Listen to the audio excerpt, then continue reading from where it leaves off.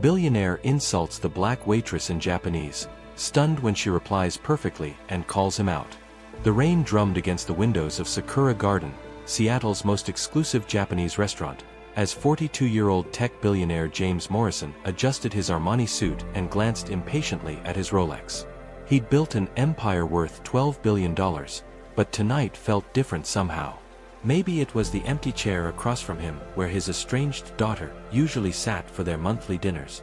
Dinners that had become increasingly tense over the past year. She'd canceled again, this time with a text that simply read, "Can't do this anymore, Dad." The words stung more than he'd expected. As he sat alone in the private dining room he'd reserved, watching other families laugh and share stories around their tables, something hollow echoed in his chest. When had everything become so complicated? When had success started feeling so much like failure? The soft footsteps of his waitress approaching broke through his brooding thoughts. "Where are you watching from tonight?" The waitress who approached his table moved with quiet grace, her name tag reading, Naomi. She appeared to be in her mid-30s, with warm brown skin and kind eyes that seemed to take in everything without judgment. James barely looked up from his phone as she set down the premium sake he'd ordered, his mind still churning over the business deal that had consumed his week and his daughter's harsh words that morning. "Your usual tonight, Mr. Morrison?" Naomi asked softly, her voice carrying a gentle professionalism that spoke of years in fine dining service. He grunted an acknowledgement, still scrolling through emails. The Yamamoto acquisition was falling apart, and his investors were getting nervous. Numbers, projections, and profit margins filled his head like a storm he couldn't quiet. Success had always been his language, but lately, it felt like he was speaking it to an empty room. Naomi moved efficiently around the private dining room, adjusting the orchid centerpiece and refilling his water glass. James found himself watching her work. There was something peaceful about her presence, unhurried despite the restaurant's busy evening rush. She handled each task with care, as if it mattered not just to get things done, but to get them done well. "Excuse me," he said suddenly, his voice sharper than intended. "I need to make some calls. Can you keep people away from this room for the next hour?" "Of course, sir," Naomi replied, though he caught a flicker of something in her expression. Disappointment, maybe? Or was it pity? The thought irritated him more than it should have. As she turned to leave, his phone buzzed with another text from his daughter. "Mom told me about the divorce papers. I can't believe you're throwing away 30 years for some business merger. You've lost yourself, Dad." The words hit him like a physical blow, and suddenly the quiet elegance of the restaurant felt suffocating. James loosened his tie and reached for the sake, downing it in one harsh gulp. Through the paper screen that separated his private room from the main dining area, he could hear the soft murmur of conversations, the gentle laughter of couples and families sharing their evening together. When had he stopped being part of that world? When had he become the type of man who sat alone in expensive restaurants, pushing away everyone who tried to care about him? Naomi returned with his food, setting down each dish with practiced care. The presentation was flawless, delicate sashimi arranged like art, miso soup that steamed invitingly, rice molded into perfect mounds. But James felt no appetite for beauty tonight. "Will there be anything else?" Naomi asked, her voice maintaining its professional warmth despite his obvious mood. He looked at her then, really looked, and saw something that sparked an uncomfortable recognition. There was a dignity in how she carried herself, a quiet strength that reminded him of his own mother, who'd worked 3 jobs to put him through college. The memory came unbidden and unwelcome.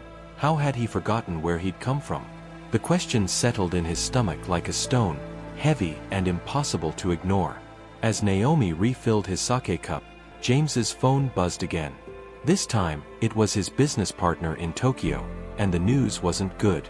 The Yamamoto deal, worth $400 million, was hanging by a thread because of a cultural misunderstanding during yesterday's video conference. His translator had apparently made a critical error, and now the Japanese executives felt insulted. "Damn it," he muttered under his breath, then louder. "Do you know how impossible it is to do business when nobody understands proper protocol?" Naomi paused in her service, her hand still on the sake bottle. I'm sorry you're having difficulties, sir. Something in her tone, patient, understanding, only fueled his frustration. Here he was, a man who'd built a tech empire from nothing, being treated with kid gloves by a waitress who probably didn't understand the first thing about international business or the cultural complexities that could make or break million-dollar deals. The sake was making his thoughts loose and reckless. He pulled out his phone and speed-dialed his assistant, speaking in the broken Japanese he'd learned from business apps, loud enough that Naomi couldn't help but overhear. "Tell Yamamoto-san that these American service workers don't understand respect," he said, his pronunciation clumsy but his meaning clear. "Look at this one. She probably thinks serving food makes her important. She has no idea what real business looks like. These people live in such a small world." He ended the call and looked up to find Naomi standing perfectly still, the sake bottle balanced in her hands. Her expression had changed, not to anger, but to something deeper. Sadness, maybe, mixed with a profound disappointment that made his stomach twist uncomfortably. "Is everything all right with your meal, sir?" she asked, her voice steady but different now. There was a formality to it that hadn't been there before, like a door closing softly but definitively. For a moment, James felt a flicker of shame. His mother's voice echoed in his memory. "Success should make you kinder, not crueler."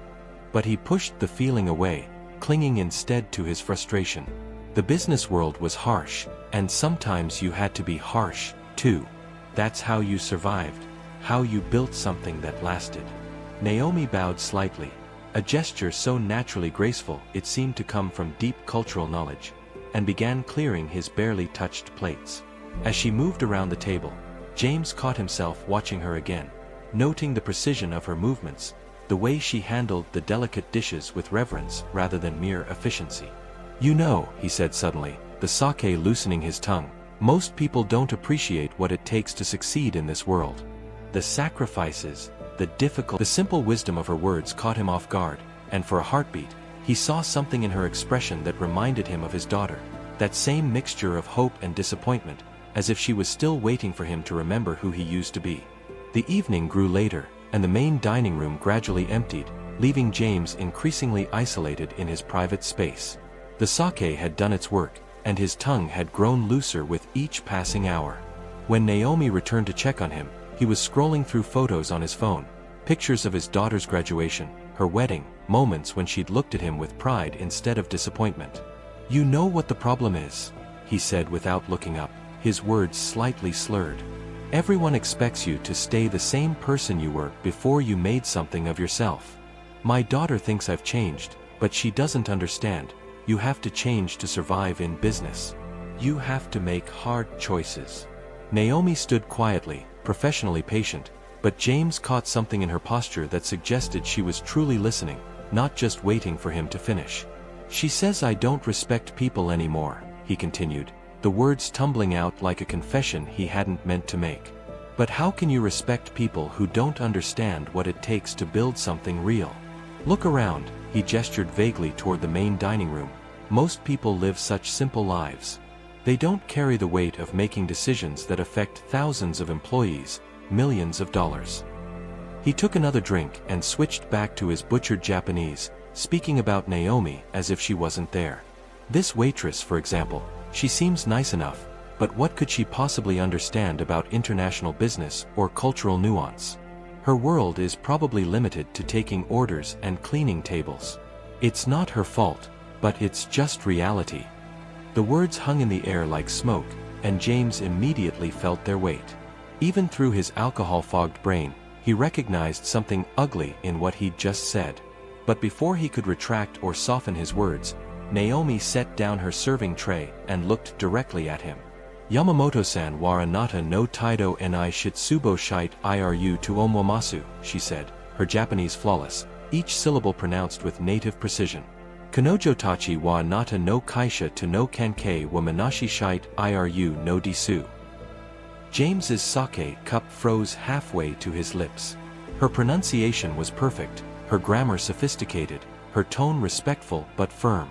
She'd just told him, in business-level Japanese, that Mr. Yamamoto was disappointed in his attitude and that they were reconsidering their relationship with his company. "You speak he began, but Naomi wasn't finished.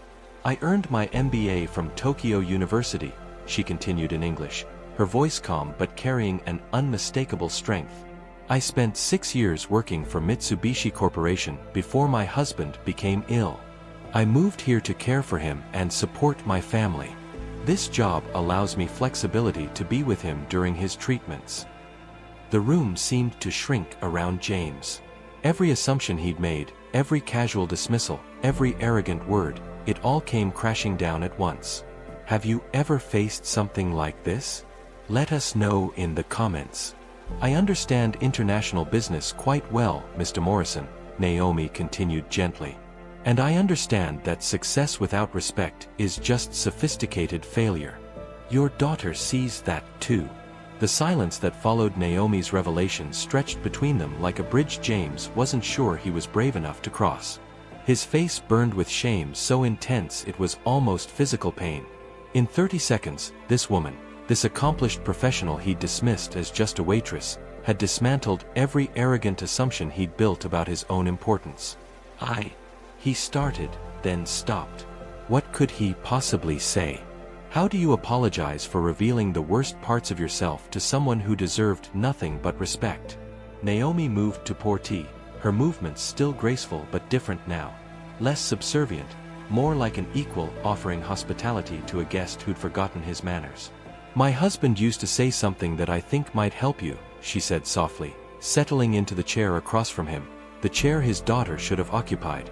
He said that true strength isn't about building walls around your success. It's about building bridges with your character. James set down his sake cup with shaking hands. How long has he been ill?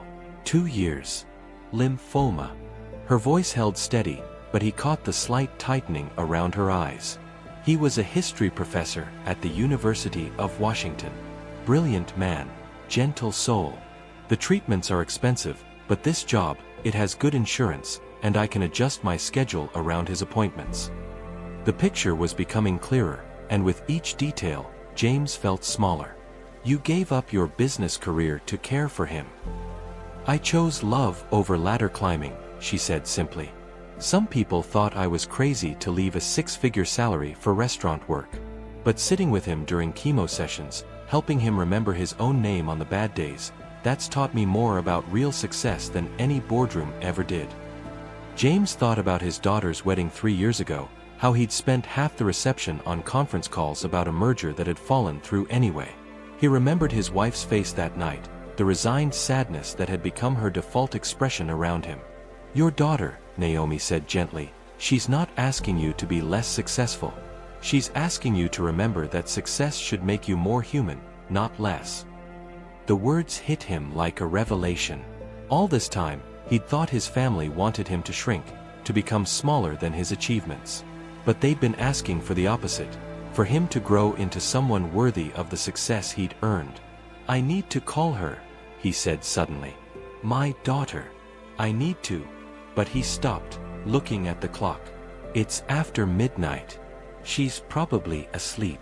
Then you wait until morning, Naomi said with a soft smile. And when you call, you don't start with business or explanation. Well, James said, lifting his grandson onto his lap, each character tells a story. Just like how every person has a story we might not see on the surface. Zoe caught his eye across the table, smiling at the gentle way he explained the meaning behind the brushstrokes. The divorce had been finalized, but it had been amicable. His ex-wife had actually thanked him for finally becoming the man she'd married again, even if it came too late for their marriage. Naomi appeared at their table, her warm smile broader than James remembered. Her husband was doing better. The latest round of treatment had been successful, and his prognosis was promising. How's your family tonight? She asked, and James noticed how naturally she included all of them in the question. We're wonderful, Zoe answered, reaching over to squeeze her father's hand. Dad's been teaching us some Japanese phrases he's been learning, though I think his pronunciation still needs work. James laughed, a sound that felt increasingly natural these days. Guilty as charged. But I'm learning that it's okay to be a beginner sometimes. The Yamamoto deal had eventually gone through, but only after James had flown to Tokyo personally to apologize for his earlier behavior. The Japanese executives had been impressed not by his wealth or his connections, but by his willingness to admit his mistakes and approach their partnership with genuine respect. "I wanted to let you know," James told Naomi as she served their tea, "I've started a scholarship program at Tokyo University for students who want to study international business but need financial support. The first recipient is a young woman whose mother works 3 jobs to support the family." Naomi's eyes brightened with understanding. "Your mother would be proud." "I think she would," James agreed, his voice thick with emotion. "I also wanted to thank you again for that night. You saved me from becoming someone I wouldn't have been able to live with." "You saved yourself," Naomi replied gently. "I just reminded you who you already were underneath all that armor."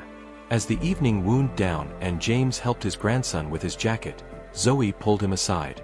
"You know, Dad, I was talking to Mom yesterday. She said something beautiful. She said you didn't just get your money back, you got your soul back." James looked around the restaurant, at the families sharing meals, at Naomi caring for her customers with dignity and grace, at his own small family that he'd almost lost forever. Success, he realized, wasn't about building walls around what you'd earned. It was about opening doors to let love in. If you enjoyed this story, please remember to like, leave a comment with your thoughts, and subscribe for more heartwarming tales. Thank you for joining us on this journey of discovering that our greatest achievements mean nothing without the people we achieve them with.